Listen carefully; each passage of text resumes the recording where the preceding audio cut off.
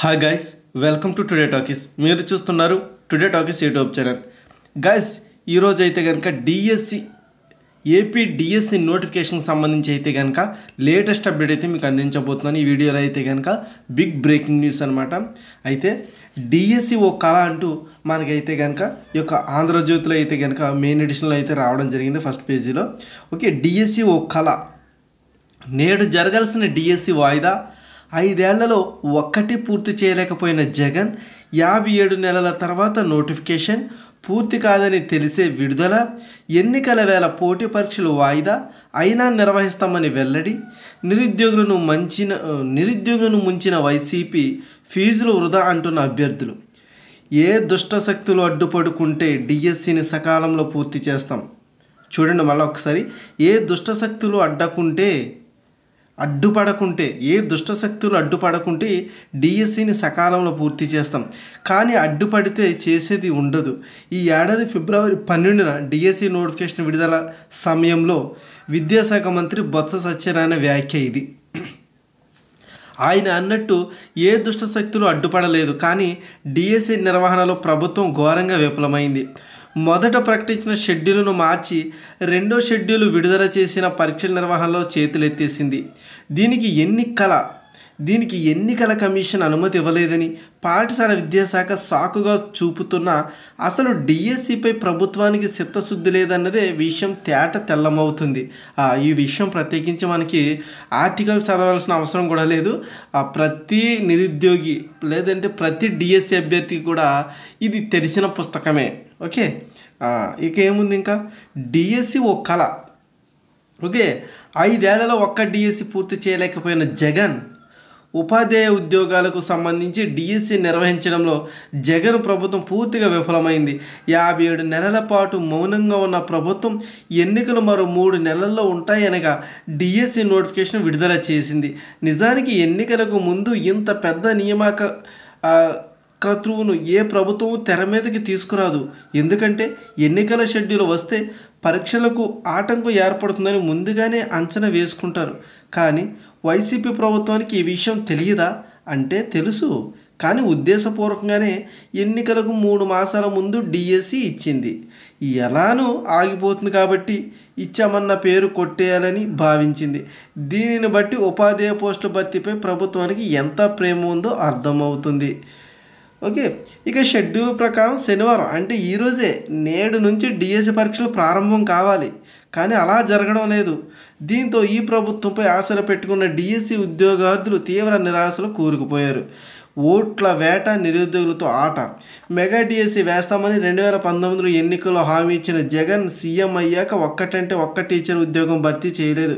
దాదాపు 5 ఏళ్ల పాటు ప్రభుత్వ నోటిఫికేషన్ ఊసి లేకుండా కాలం గడిపేశారు. నిరుద్యోగులు తీవ్ర వ్యతిరేకత వచ్చిందన్న విషయాన్ని గుర్తించిన ప్రభుత్వం చివరిలో హడావడిగా నోటిఫికేషన్ జారీ చేసింది. అధికారంలోకి వచ్చిన 50 నెలల తర్వాత 6,100 పోస్టులతో మొదటి నోటిఫికేషన్ ఇచ్చింది. అయితే ఈ నోటిఫికేషన్ కూడా పూర్తి కాదని ప్రభుత్వంలో చాలామంది అంచనా వేశారు. కేవలం ఎన్నికల కోసం నిరుద్యోగులను మభ్యపెట్టి నోటిఫికేషన్ పేరుతో ఓట్లు సాధించాలనే లక్ష్యంతో భర్తీ ప్రక్రియను ప్రకటించింది. కానీ ఆ తర్వాత ఏ దశలోనూ ప్రభుత్వం ముందడుగు వేయలేకపోయింది.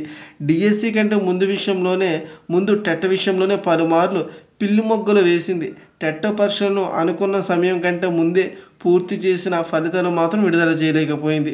ఎవరి ఆయంలో ఎలా వచ్చిందో మనం చూసుకోవచ్చు. ఎన్టీఆర్ 3 సార్లు డిఎస్సి తీశారు, కోట్ల విజయభాస్కర్ రెడ్డి ఒకసారి తీశారు, చంద్రబాబు 4, 5, 6 సార్లు తీశారు, వైఎస్ రాజశేఖర రెడ్డి 2 సార్లు తీశారు, కిరణ్ కుమార్ రెడ్డి ఒకసారి తీశారు. ఈ జగన్ రికార్డు సృష్టించారు. ఎలాంటి రికార్డు అంటే కనుక మెగా డిఎస్సి ఇస్తామని హామీ ఇచ్చి ఇప్పుడు మినీ డిఎస్సి కూడా కాదు, డిఎస్సి లేకుండా పోయా. ఓకే, అయితే ఈలోగా మనకి ఏమైనా మరి ఇక ఈ విద్యాశాఖ ఏదైతే ఉందో, ఈ జగన్ ప్రభుత్వంలో ఉన్నటువంటి విద్యా కమిషనర్లు ఎవరైతే ఉన్నారో వీళ్ళు రకరకాల ప్లాన్లు వేసి ఇప్పుడు ప్రెస్ మీట్లు పెడుతూ ఉంటారు. ఏమంటారంటే మీరు గుర్తుపెట్టుకోండి, ఎగ్జాక్ట్గా వచ్చిన తర్వాత ఎన్ని అడ్డంకులు వచ్చి మేము నిర్వహించి తీరుతాం, ఎవరు దుష్ప్రచారాన్ని నమ్మొద్దు అంటారు. తీరుతారు. ఎన్నికల్లో కూడా మీకు ఇంకా పట్టుదల ఉంటే, ఇంకా జీవితాన్ని నాశనం చేయాలని ఉంటే కనుక మీరు ఈ ఎన్నికల హడావుడిలో కూడా డిఎస్సి నిర్వహించి తీరే అవకాశం ఉంటుంది. అదైతే మేము గుడ్డిగా నమ్మలేము, కానీ చూద్దాం ఏం చేస్తారో ఏంటో. ఒక్క డిఎస్సి కూడా తీయకుండా అయితే వీళ్ళైతే చేశారనమాట. ఒక్క డిఎస్సి కూడా లేదు వీళ్ళ ప్రభుత్వంలో. ఇప్పుడు బల్ల గుద్ది చెప్పుకోండి అందరు కూడా. వైసీ ప్రభుత్వం ఏం చేసింది, వైసీపీ ప్రభుత్వం ఏం చేసిందంటే కనుక బల్ల గుద్ది చెప్పండి. ఒక్క డిఎస్సి కూడా నోటిఫికేషన్ విడుదల చేయకుండా రికార్డు సృష్టించింది, అదే మా గొప్పతనం అని చెప్పండి, సరిపోద్ది. ఓకేనా? ఇది గాయస్. అయితే ఇదేంటి కాదండి, ఇంకా నువ్వు విడుదల చేసిన నోటిఫికేషన్ అన్నీ తలాతోక ఉండదండి. మనం చూసుకుంటే గ్రూప్ 2 నోటిఫికేషన్ ఏ విధంగా సాగిందో మనం చూసుకోవచ్చు. హడావడిగా టైం లేకుండా. ఓకే, చాలామంది కుర్రాళ్ళందరూ కూడా, పిల్లలందరూ కూడా వాయిదా వేయమని ఏపీపీఎస్సీని కోరారు, అది కూడా చేయలేదు. ఇక గ్రూప్ 1 కూడా అలానే జరిగింది. సో ఈ విధంగా అన్నీ జరిగినాయి. అయితే ఇప్పుడు మనం రాజకీయ పరంగా ఏం చేయట్లేదు కాబట్టి ప్రభుత్వాల గురించి మాట్లాడుకోవాలి. ఎందుకంటే ఏం చేసింది ఏం చేయలేదు ఇక్కడ అందరికీ తెలిసిన విషయమే. ఇదంతా తెరిచిన పుస్తకమే. ఇదేం సీక్రెట్గా జరుగుతుందంటే వ్యభిచారం కాదు, అందరికీ తెలిసిందే. వైసీపీ ప్రభుత్వం కానివ్వండి, జగన్ ప్రభుత్వం కానివ్వండి, ఇప్పుడు దాకా అయితే నోటిఫికేషన్ అనేది డిఎస్సి నోటిఫికేషన్ అనేది విడుదల చేయలేదు. ఎందుకు చేయలేదు, ఎందుకు మాట్లాడుకుంటున్నామంటే కనుక మరి గతంలో ఇచ్చినటువంటి మెగా డిఎస్సి హామీ, నిజానికి డిఎస్సి అభ్యర్థులు ఉండే సిచ్యువేషన్ ఎలా ఉంటుందంటే అండి, వీళ్ళకి నోటిఫికేషన్ వస్తే చాలు. డిఎస్సి బీఈడి కంప్లీట్ అయినప్పటి నుంచి కూడా డిఎస్సికి సర్వం సిద్ధం చేసుకుంటారు కుర్రోళ్ళంతా కూడా, ఈ అభ్యర్థులంతా కూడా. అయితే వీళ్ళకి కావాల్సింది, వీళ్ళు ఎంత పెడతారంటే కనుక నాకు డిఎస్సిలో జాబ్ వస్తే చాలు, లైఫ్ సెటిల్ అయిపోయింటే తర్వాత మ్యారేజ్ చేసుకోవాలి, తర్వాత ఏవో అంటే ఫ్యూచర్ ప్లానింగ్ చేసుకుంటూ ఉంటారు. అలాంటిది ఎంత అంటే ఇప్పుడు నార్మల్గా మిగతా ఉద్యోగాలు వేరండి, ఈ డిఎస్సి నోటిఫికేషన్ ఉద్యోగం వేరు. ఇది ఏ విధంగా ఉంటుంది అనేది కూడా అందరికీ తెలిసిందే. ఇలాంటి నోటిఫికేషన్లో అదిగో పులి ఇదిగో మేక వచ్చేసింది, పులి పారిపోతుంది, పులి వచ్చేసింది, మేక పారిపోతుంది. ఈ రకరకాల కట్టమ్మ కథలు. ఎలాంటి కథలు చెప్పారంటే పోస్టులు ఉన్నాయి, పోస్టులు లేవు, ఈసారి 13,000 పోస్టులు, ఈసారి 30,000, ఈసారి 20,000, ఈసారి 6,000, ఈసారి 7,000, మొత్తానికి పోస్టులే లేవు. లేదు ఓట్లు వేయరంట మనకి, ఈసారి 6,000 పోస్టులు తీద్దాం. ఇలా రకరకాల ప్లానింగులతో అయితే రావడం జరిగిందనమాట. సో చివరికి ఏమైందో అందరూ చూశారు. మరి ఈరోజు జరగవలసినటువంటి పరీక్షలు వాయిదా పడ్డాయి. మరి చూద్దాం, మరి ఈ పరీక్షలు ఇంకా ముందుకు తీసుకెళ్తారా? రీషెడ్యూల్ అనేది విడుదల చేస్తామన్నారు, ఎన్నికల సంఘం అనుమతి కావాలన్నారు, అనుమతి ఇచ్చిన తర్వాత పరీక్షలు ముందుకు తీసుకెళ్తామని విద్యాశాఖ కమిషనర్ చెప్పారు. మన బొత్స గారు కూడా చెప్పడం జరిగింది. మరి ఇన్ని రకాల పరిణామాల్లో వాయిదా పడింది పరీక్ష. ఈరోజు జరగాల్సిన పరీక్ష జరగలేదు, వాయిదా పడింది. కానీ అభ్యర్థులు అందరూ నమ్ముతారు. కానీ ఇప్పుడు వస్తున్నటువంటి విద్యాశాఖ కమిషనర్ వీళ్ళందరూ బయటకు వస్తారు. నో ఎక్కడ వాయిదా పడదు, ఎవరు భయపడకండి, మళ్ళీ మొత్తానికి మేమైతే డిఎస్సి నిర్వహిస్తామంటారు. ఓకేనండి. సో కాబట్టి అభ్యర్థులందరూ కూడా మరోమారు ఆలోచించుకోండి. ప్రభుత్వ పార్టీ మీ సొంత పార్టీ అయినా పర్లేదు, మీ సొంత మామ పెద్దనాన్న చిన్నాన్న ఎవరున్నా పర్లేదు, ఇది కావాల్సింది భవిష్యత్తు అండి. ఓకేనండి. ఉద్యోగాల భవిష్యత్తు అంటే ఏంటో మీకు తెలిసిందే కదా. ఇది ప్రజల భవిష్యత్తు, ఓకే, ఇది నిరుద్యోగుల భవిష్యత్తు.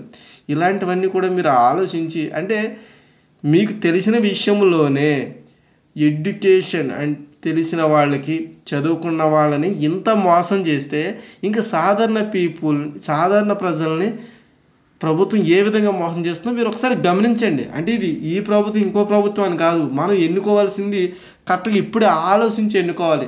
మన చేతిలో ఉన్న ఆయుధం ఒక్కటే, ఓటు. అది చేజరిపోతే మళ్ళీ మామూలే, ఈ కథలన్నీ మామూలుగానే ఉంటాయి ఎవరు వచ్చినా కానీ. అందుకనేసే ఈసారి వేసే ముందు ప్రతి ఒక్కరు ఎవరి దగ్గరైనా పర్లేదు, మీరు హామీ తీసుకుని, ఒకవేళ ఇచ్చిన హామీ నెరవేర్చలేదంటే కనుక గేట్లు పగిలిపోయేలాగా మనం విధ్వంసం సృష్టించాలి. అంటే నేను అనేది కొట్టమని కాదండి, మన పోరాట పట్టిమ ఆ విధంగా ఉండాలి.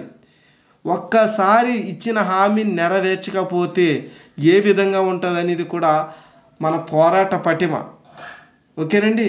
చూడండి, తెలంగాణ ప్రజలు తన పోరాట పటిమతోనే వాళ్ళు ఆ యొక్క ఉద్యమం చేసి ఆ యొక్క తెలంగాణ రాష్ట్రం సాధించుకున్నారు. ఆ పోరాట పటిమ మన ఆంధ్రాలో ఏమవుతుంది? ఈసారి ఏ నాయకుడైనా సరే ఇచ్చిన హామీ నెరవేర్చకుండా వెనక్కి తగ్గాడా? మన పోరాట పటిమ ఏంటనేది చూపించుకోవాలండి. అందరికీ కూడా ఇదే మాట చెప్తున్నాను. ఓకేనా. ఏ నాయకుడిని నమ్మాలి, ఏ నాయకుడికి ఓటు వేయాలనేది కూడా మీకు నేను చెప్పవలసిన అవసరం లేదు. మీరు ఆల్రెడీ బీఎడ్ చేస్తున్నారు, మీరు అందులో కూడా పిహెచ్డీలు చేస్తున్నారు. ఎవరు ఎలా చేస్తున్నారని చాలామంది ఎక్స్పీరియన్స్ క్యాండిడేట్లు కూడా ఉంటారు దీంట్లో. అందరూ కూడా ఆలోచించుకొని ఓటు వేయండి. ఓకేనా? మరొకసారి మన చేతిలో ఉన్న ఆయుధాన్ని ఎవరు కూడా చేజార్చొద్దు. పదును పెట్టండి, మీ ఆయుధానికి పదును పెట్టండి. దాన్ని పదును పెట్టి మరింత గట్టిగా ఉపయోగించండి.